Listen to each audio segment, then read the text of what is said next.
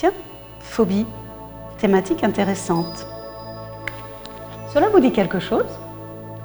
Le mot phobie trouve son origine dans le grec ancien, phobos, qui signifie peur, mais aussi effroi ou fuite.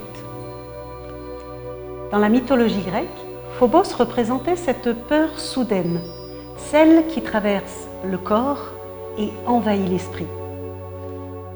Aujourd'hui, une phobie désigne une peur intense, parfois disproportionnée face à une situation bien précise.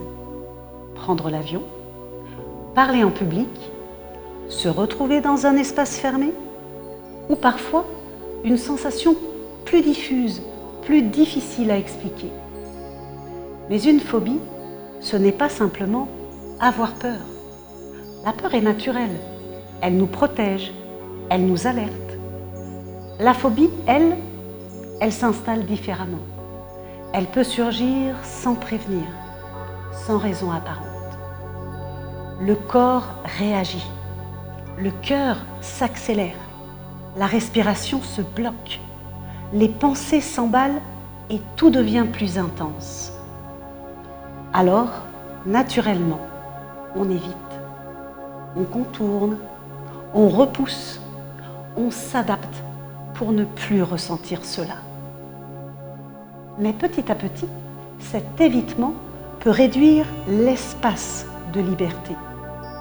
Ce qui semblait simple devient compliqué.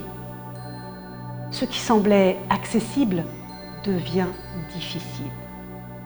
Et pourtant, derrière chaque phobie, il y a une logique, une histoire, une mémoire, une émotion.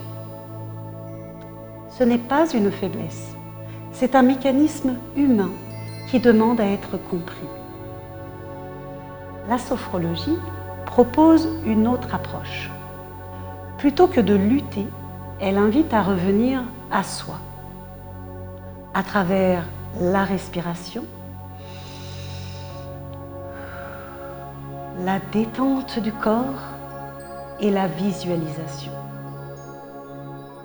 Prenez un instant, laissez-vous transporter dans un paysage, une ambiance qui vous apaise, un sous-bois, la pluie, la mer, la montagne, ou un endroit imaginaire.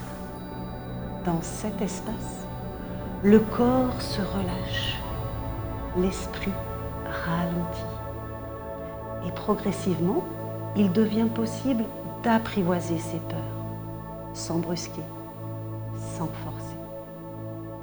Petit à petit, quelque chose change. La peur est toujours là, mais elle prend moins de place. Elle devient plus douce, plus lointaine.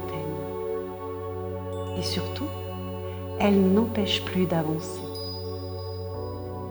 Chaque chemin est unique, chaque rythme est respecté. Et parfois, tout commence simplement par le fait d'en parler. Si vous vous êtes senti accaparé par ce sujet, alors il est peut-être temps d'en parler entre nous. À très bientôt.